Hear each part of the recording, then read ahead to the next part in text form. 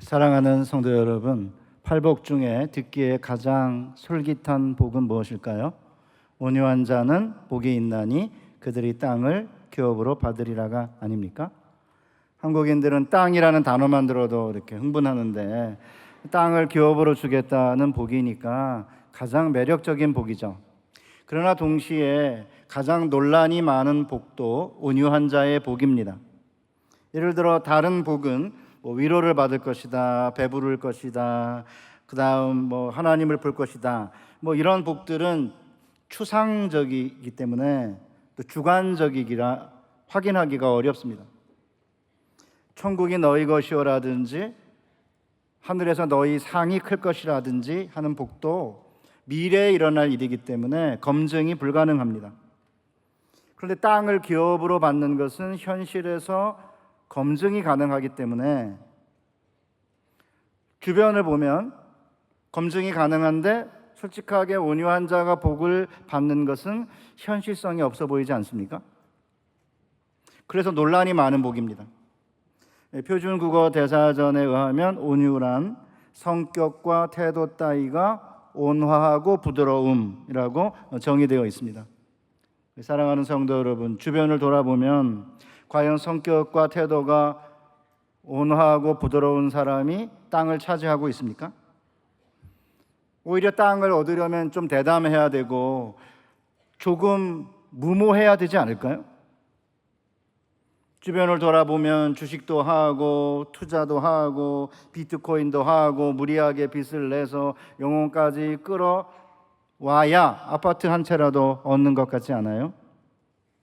성경을 보아도 가나안 땅을 정복한 여호수아나 예루살렘을 정복한 다윗은 대담한 사람이고 용감한 사람인 게 분명합니다.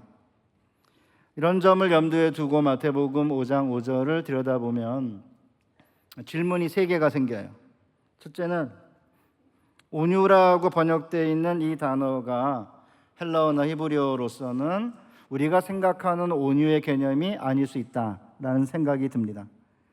그렇다면 성경에서 말하는 온유란 무슨 의미일까요? 성경에서 온유하다라고 딱 지목한 인물이 둘입니다. 한 분은 모세고 한 분은 예수님인데 모세는 지면에서 가장 온유한 사람이라고 되어 있습니다. 그렇다면 도대체 모세는 어떤 점에서 가장 온유한 사람일까요? 두 번째, 온유한 사람이 받는 복은 지위나 명예가 아니고 왜 하필 땅일까요? 세 번째, 온유한 사람이 받는 땅은 무엇을 의미하는 걸까요? 어떤 사람들은 온유한 사람이 땅을 받는다는 게 현실성이 없으니까 천국이라고 영적으로 해석합니다. 그러나 성경의 복은 인간이 몸과 영혼으로 이루어져 있기 때문에 성경의 모든 복은 물질적인 동시에 영적입니다. 그렇다면 온유한 자가 받는 땅은 물질적인 면에서는 어떤 의미이고 영적인 면에서는 어떤 의미일까요? 이런 3가지 질문을 염두에 두고 주님의 말씀을 함께 해석해가는 가운데 온유한 자의 복을 깨닫고 갈망하는 복된 시간이 되시기를 주님의 이름으로 축복합니다. 우선 성경에서 말하는 온유가 뭘까요? 온유라는 단어가 처음 사용된 것이 민수기 12장 3절입니다. 이 사람 모세는 온유함이 지면의 모든 사람보다 더하더라. 근데 실제 모세의 삶을 보면 온유하지 않거든요. 애굽의 감독관을 그냥 때려 죽이지를 않나?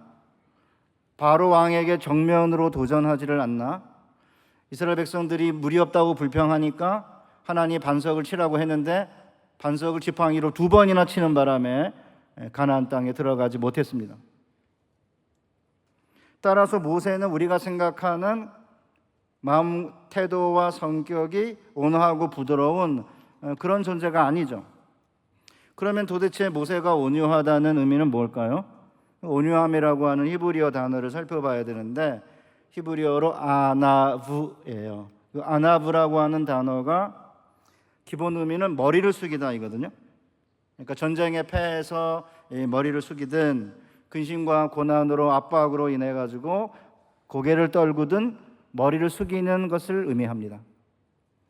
그런데 구약에서 이 아나브란 단어가 25번 나오는데 7가지 다양한 표현으로 번역되어 있습니다. 겸손한 자가 총 8번, 가난한 자가 6번, 온유한 자가 4번, 곤고한 자가 2번, 빈곤한 자, 가련한 자, 연약한 자 1번씩 이렇게 쓰였습니다. 다양하게 번역되고 있지만 핵심은 분명해요. 뭐예요? 아무런 힘이 없기 때문에, 누군가의 억압을 받거나 누군가의 핍박을 받거나 여러 가지 환경상 어려움이 많은데 아무런 힘이 없어서 오직 하나님만 의지할 수밖에 없는 사람들을 가리키는 단어인데, 문맥상 해석하기가 어려우니까 이렇게 7가지로 성경에 번역을 하고 있는 거고, 온유한 자라고 하는 번역은 그 중에 하나인 것입니다. 따라서 이 아나부라고 하는 단어는 사람과의 관계에서의 어떤 태도를 가리키는 게 아니라 하나님과의 관계에서의 태도를 가리키는 거예요. 그래서 이제 학자들은 온유한 자라고 하기보다는 신뢰하는 자 아니면 겸손한 자로 번역하는 게 더 좋다고 말합니다. 그렇지만 저는 설교 시간에 온유한 자랑 겸손한 자를 그냥 섞어서 쓰겠습니다. 온유한 자가 훨씬 더 편하니까. 그러나 그 안에 들어가 있는 의미는 인간을 대할 때 부드럽고 온화하다, 그런 의미가 아니라 하나님을 신뢰하며 하나님 앞에 겸손한 태도를 의미하는 거예요. 그러니까 하나님만 신뢰하고 하나님 앞에 겸손하니까 다른 사람들이 볼 때에는 사람들을 대할 때도 부드럽고 온화롭게 보이는 게 사실이에요. 그래서 이제 온유하다 이렇게 번역할 수도 있지만 분명한 의미는 하나님만 신뢰하는 태도다, 이것만 명심하면 좋을 것 같습니다. 자, 그렇다면 왜 모세가 이 지면에서 가장 온유한 사람일까요? 우선 모세를 보면요, 이 세상에서 가장 곤고하고 가련하고 불쌍한 존재입니다. 민수기 11장에 보면 이스라엘 백성들이 이제 만나가 지겹다고 광야에서 고기를 내놓으라 그래요. 아니, 모세가 무슨 수로 광야에서 고기를 내어줄 수 있겠습니까? 울면서 불평하는 백성들을 놓고 하나님께 울부짖거든요. 한번 들어보실래요? 민수기 11장 11절에서 15절입니다. 모세가 여호와께 여짜오되 어찌하여 주께서 종을 괴롭게 하시나이까? 어찌하여 이 모든 백성을 내게 맡기사 내가 그 짐을 지게 하시나이까? 이 모든 백성을 내가 배웠나이까? 내가 그들을 낳았나이까? 이 모든 백성에게 줄 고기를 내가 어디서 얻으리까? 책임이 중하여 나 혼자 이 모든 백성을 감당할 수 없나이다. 구하옵나니 내게 은혜를 베푸사 즉시 나를 죽여 내가 고난당함을 내가 보지 않게 하옵소서. 아니, 내가 낳았나요?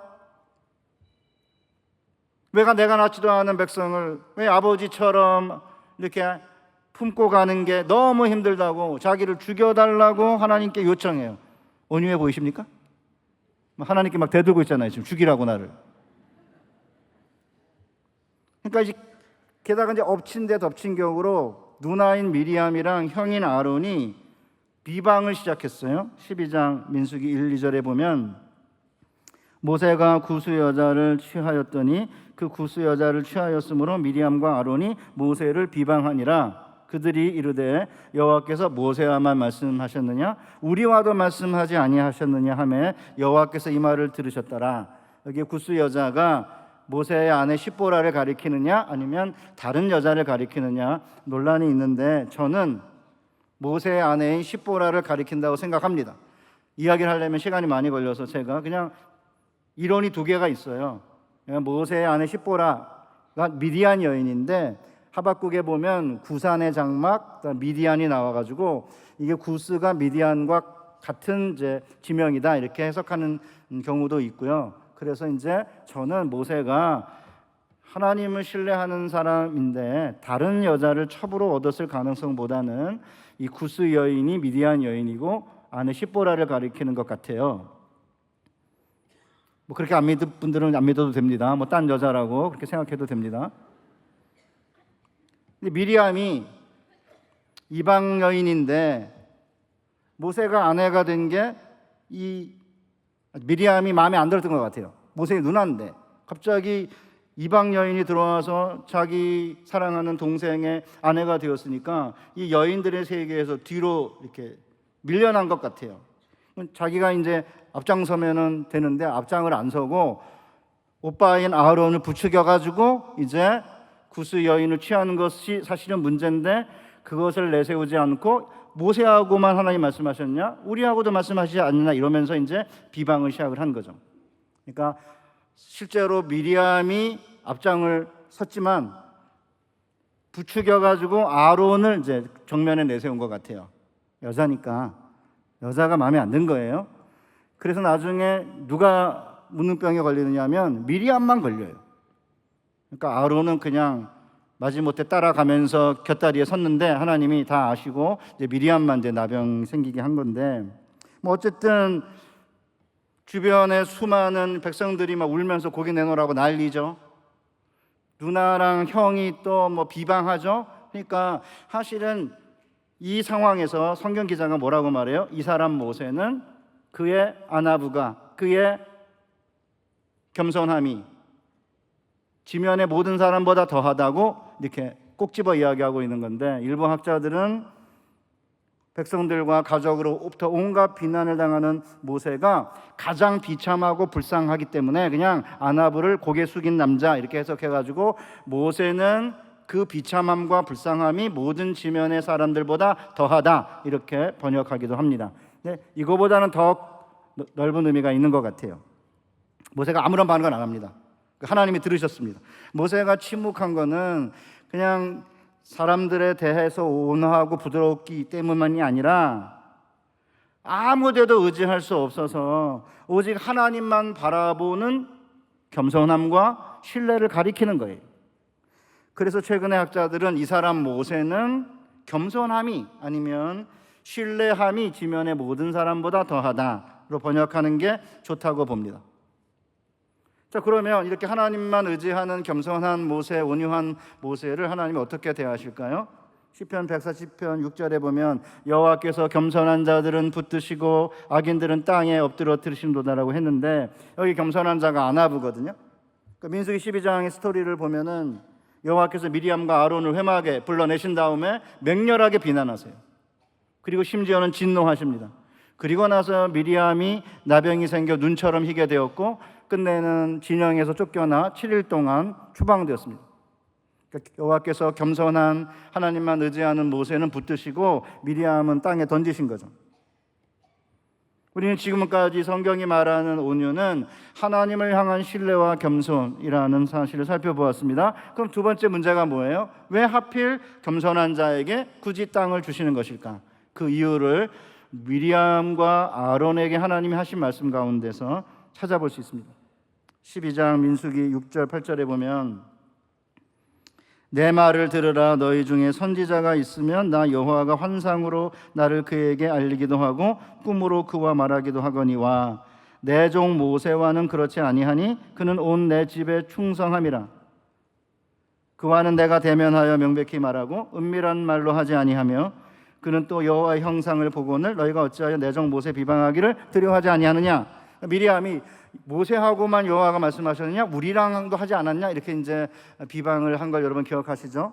이에 대해서 이제 미리암과 아론을 불러낸 다음에 만약에 선지자가 있다면 그 선지자에게 나 여호와가 환상과 꿈으로 이야기하지만 내 종 모세는 그렇지 않다. 내가 얼굴을 대면하여 명백히 말한다. 이렇게 모세를 두둔한 다음에 내 종 모세는 내 온 집에 충성함이라 단정적으로 칭찬하셨습니다. 여기까지 내 종이라고 부른 유일한 인물은 아브라함밖에 없습니다.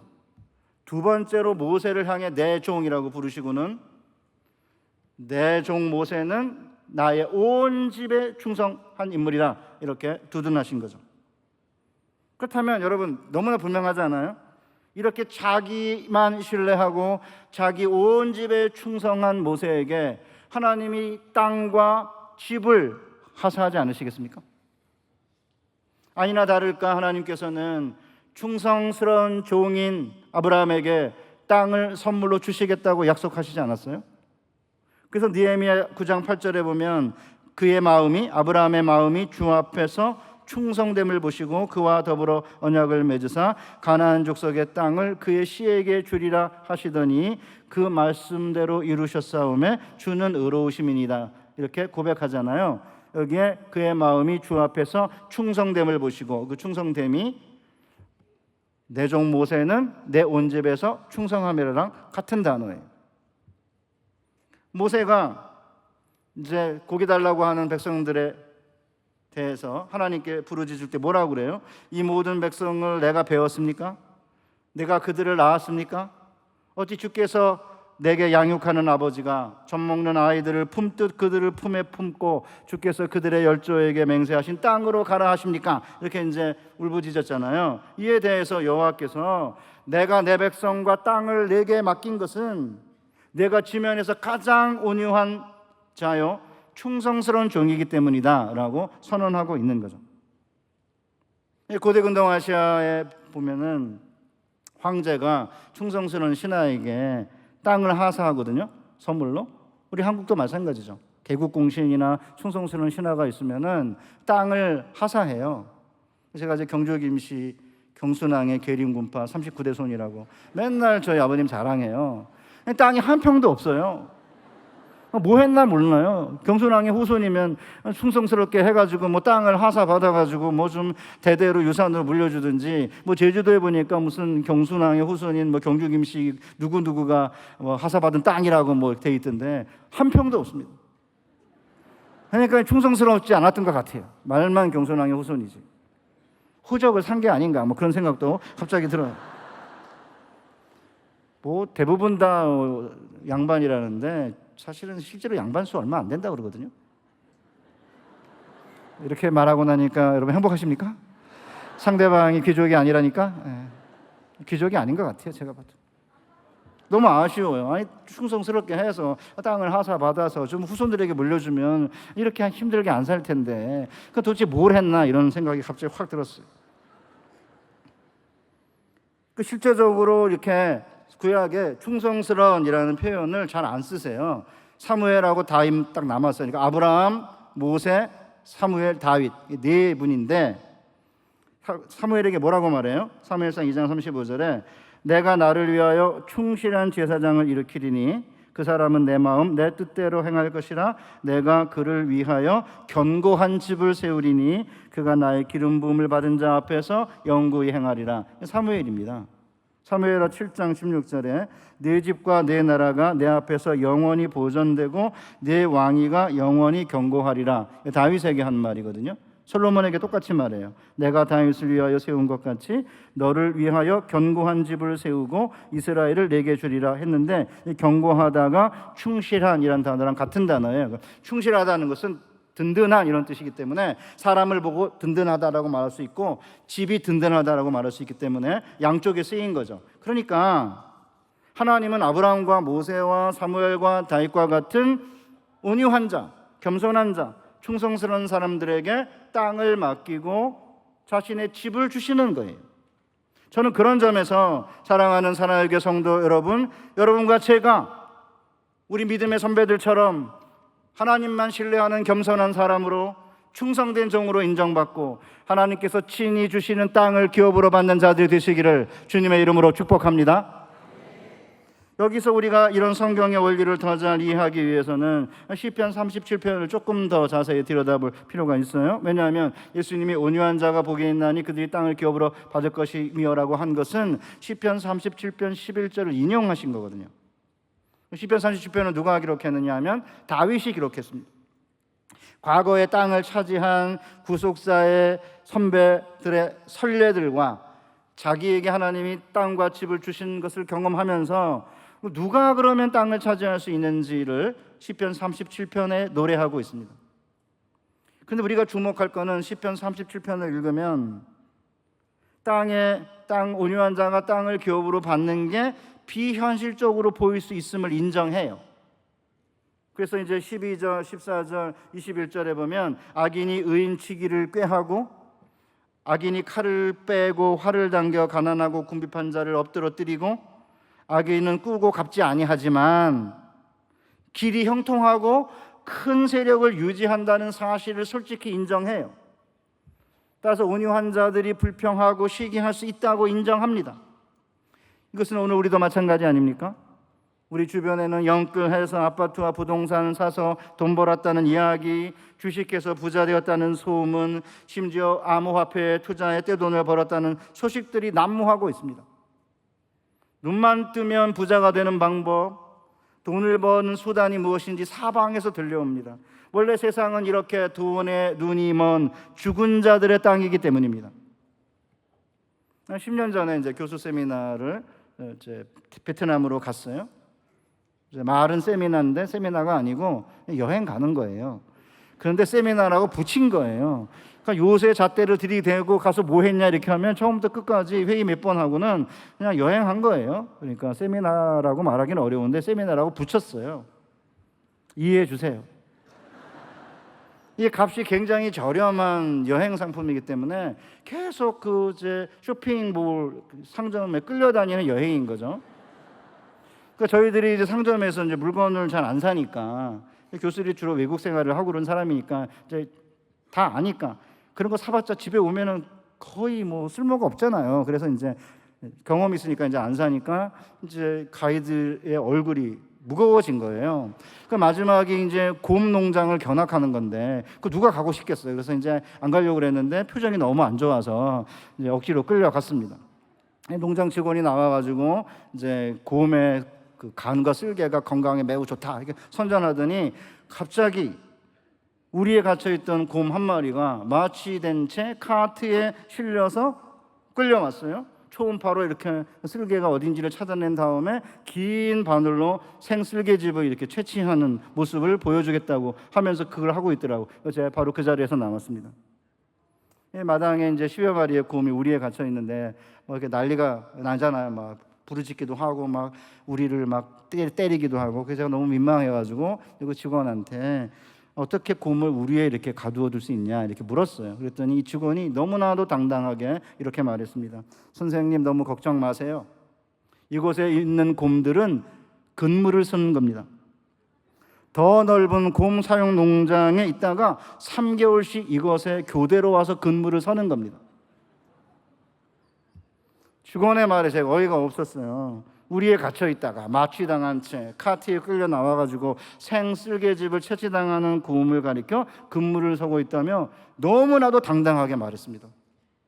저는 그 순간 인간의 욕망이 얼마나 무서운지 잠시 볼 수 있었고 저는 아무 말도 하지 않았습니다. 그런데 더욱 슬픈 거는 이런 일이 일부 사람들이 하는 일이 아니라는 거죠. 이렇게 단어를 바꿔서 투기인데 재테크 투자라고 하는 이름으로 바꿔요. 물론 주식이든 부동산 거래든 암호화폐든 간에 건전한 투자도 있을 수 있다고 생각합니다. 그렇지만 투기도 있잖아요. 그렇죠? 근데 저는 이 세계의 그 돈을 버는 수단이라고 하는 부분에 투기라는 단어를 쓰는 사람을 못 봤습니다.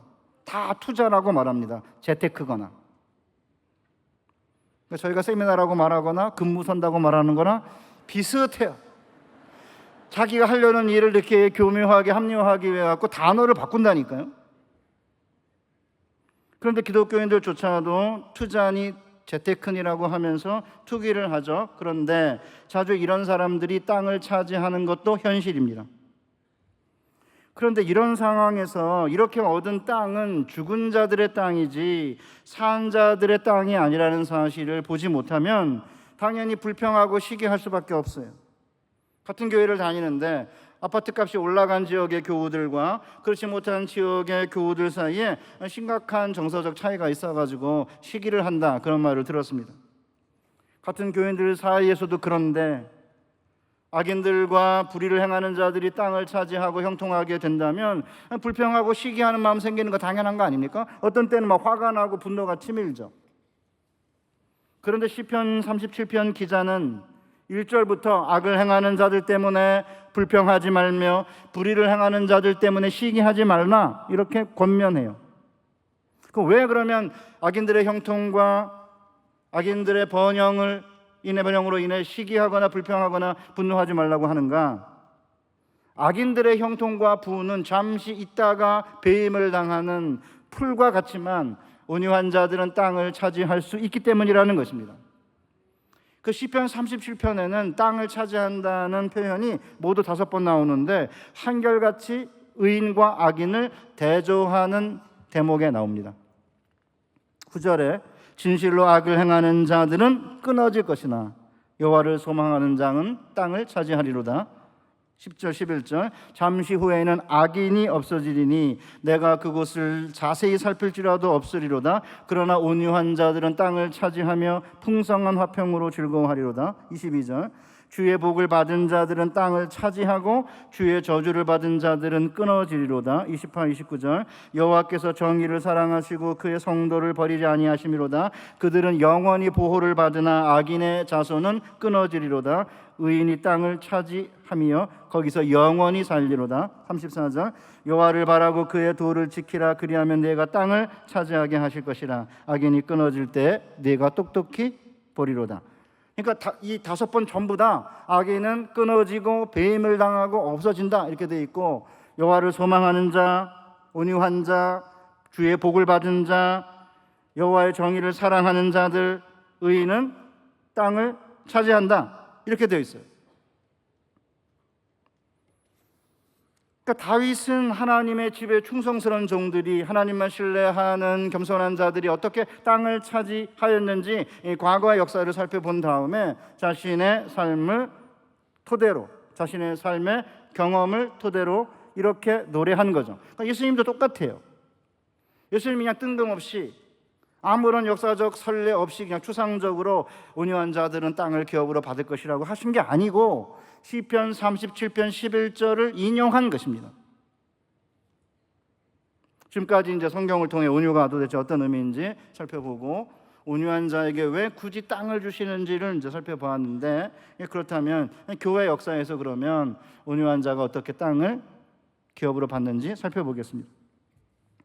1855년에 이제 중국 선교를 시작한 허드슨 테일러가 이제 5년 만에 병이 생겨가지고 귀국했어요, 영국으로. 근데 이제 치료를 하면서 길이 잘 열리지 않아서 5년 동안 이제 선교를 못 하다가 혼자 하기보다는 여러 명이 선교하는 게 좋겠다 이래가지고 1865년에 중국 내지 선교회를 결성하고 16명의 선교사와 함께 가기로 결정했는데, 그때 비용이 2,000파운드가 필요했다고 합니다.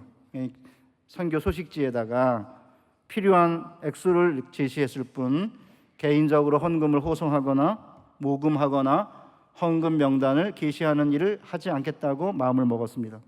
놀랍게도 날마다 합심하여 기도만 했는데 하나님 모든 필요를 채워주셨어요.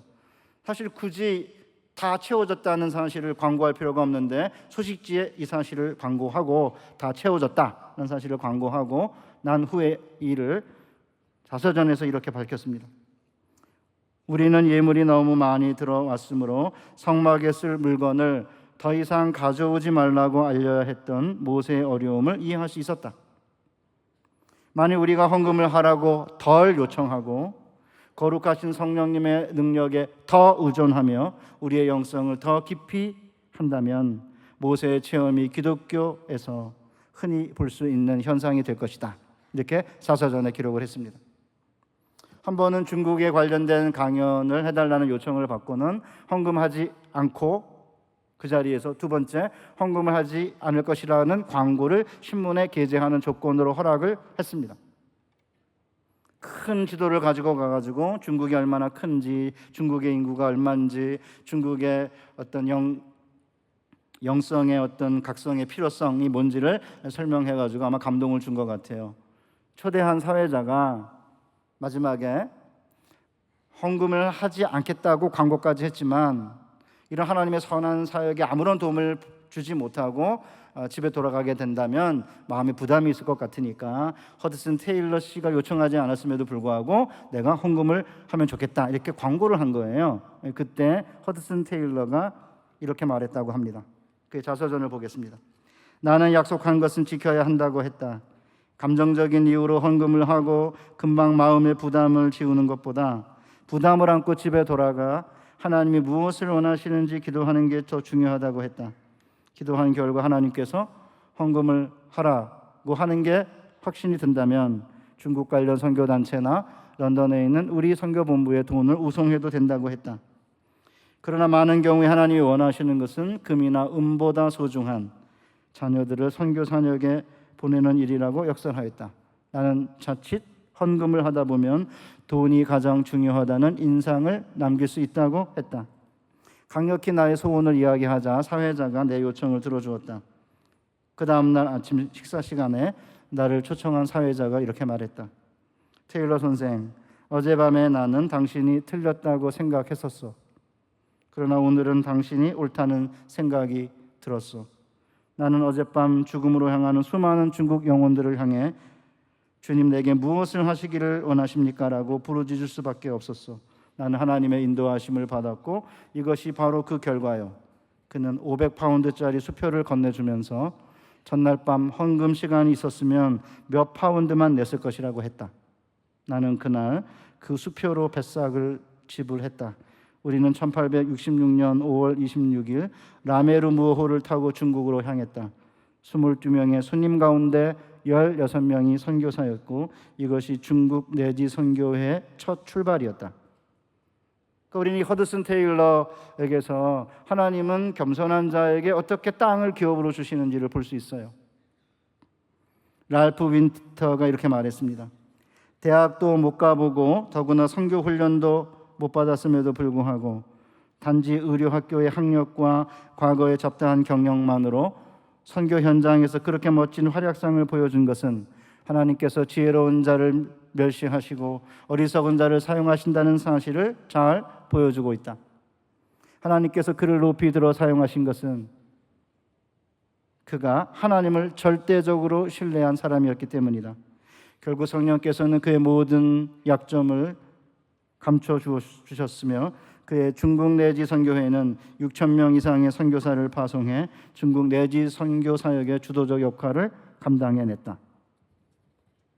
사랑하는 성도 여러분, 이제 세 번째 질문이 남았습니다. 과연 온유한 사람이 받는 땅은 무슨 의미일까요? 그냥 영적으로 생각해서 땅을 천국이라고 얼버무리면 안 됩니다. 성경에 나오는 모든 복은 인간이 몸과 영혼을 동시에 소유하고 있기 때문에 물질적인 동시에 영적인 것이거든요. 그렇다면 온유한 사람이 받는 땅은 물질적으로는 어떤 의미가 있고 영적으로 어떤 의미가 있는지 살펴보겠습니다. 이를 알기 위해 우리는 세상 사람들이 차지하는 땅이 무슨 의미인지 살펴보겠습니다. 우리는 땅과 학벌이 중요한 한반도에 살고 있습니다. 따라서 많은 사람들이 이 땅을 차지하기 위해 무작정 앞으로 달리고 있습니다. 그렇게 달리면 땅을 차지할 수 있다고 생각합니다. 이거 실제로 이렇게 무작정 달리고 나면 원하는 땅에 도착할 수도 있고 땅을 차지할 수도 있습니다. 이게 현실입니다. 그러나 문제는 어디로 가는지 모르고 무작정 달렸는데 도착해보니 우리가 바라던 땅이 아닐 수 있습니다. 영화감독 장진이라는 사람이 언젠가 방송에서 이렇게 말했습니다. 도착해보니 지옥이었다. 그렇죠. 어딘지 모르고 세상 사람들처럼 달리다 보면 도착한 것은 지옥, 다시 말해 죽은 자들의 땅일 수 있습니다.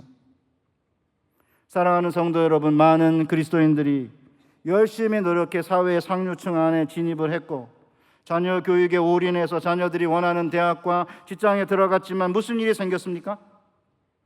그 사이에 일부 자녀들은 하나님이 누구인지 모르게 되고 교회보다 세상이 너무 좋아 교회를 떠나는 일들이 벌어지고 있습니다. 어떻게 이런 일이 벌어질까요? 주일 성수를 예로 들어보겠습니다. 학원을 가기 위해 주일 성수를 하지 않는 것이 이제는 예사일이 되었습니다. 주일에 공부하지 않고도 원하는 대학을 갔다는 1960년대, 70년대 시대의 간증은 이제 전설 따라 삼천리가 되었습니다. 중간고사, 학기말고사가 되면 교회들은 주일학교 출석률이 반토막이 납니다. 심각한 것은 오히려 중직자 자녀들이 교회를 나오지 않는다는 것입니다. 이렇게 되면 아이들은 어려서부터 이 세상에서 입시나 학벌보다 더 센 것은 없다고 생각하고 심지어 하나님도 성적 앞에서는 중요한 존재가 아닌 것처럼 보입니다. 이렇게 해가지고 원하는 대학과 직장에 들어가고 땅을 차지한다면 무슨 일이 생길까요? 열 정탐꾼의 말에 그 대답이 들어있습니다. 우리가 두루 다니며 정탐한 땅은 그 거민을 삼키는 땅이요. 사랑하는 성도 여러분, 가나안 땅이 거주민을 삼키는 땅이라고 하는 사실을 깨닫지 못하고 신앙교육을 무시하고 세속교육에 올인하다 보면 도착한 곳은 약속의 땅이 아닐 수 있습니다. 왜냐하면 그 땅은 산자들의 땅이 아니라 자녀를 삼키는 땅, 죽은 자들의 땅이기 때문이에요.